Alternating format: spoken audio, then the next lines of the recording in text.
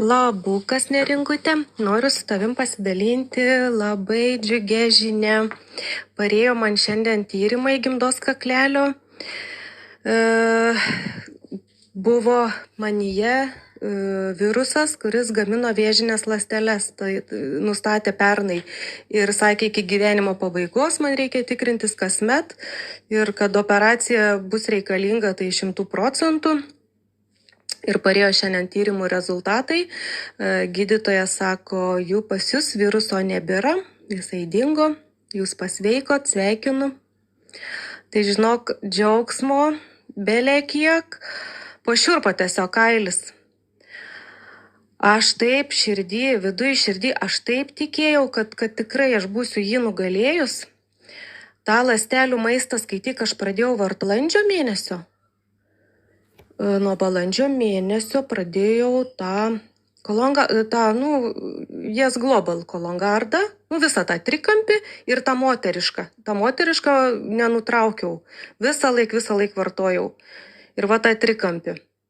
Ir nežinau, ką galvot, aš kažkaip tikiu, kad čia pagydė tik ląstelių maistas, nes kaip tas virusas gydymo jam nėra.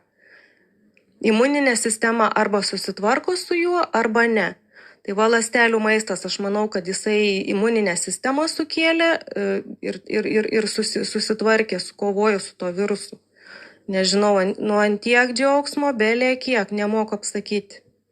O tėtukui mano, tas, kur sakiau tėčiui po insulto, tai va, apie mėnesį Sunrise'as ir kolongardas, kaip kad tu patarai.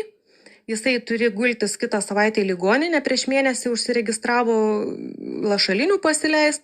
Jisai man šiandien skambina, sak, dukryt, sak, aš nežinau, ką man sakyti gydytojai, man nieks nebeskauda, aš jaučiuosi gerai.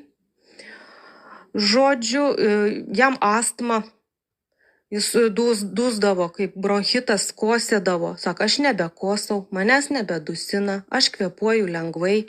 Bet aš jam ne tik tą ląstelių maistą buvau nuvežus, aš jam buvau dar nuvežus pušų spyglių ekstraktą. Žodžiu, žinios tai vau, esu laiminga, kad tave radau.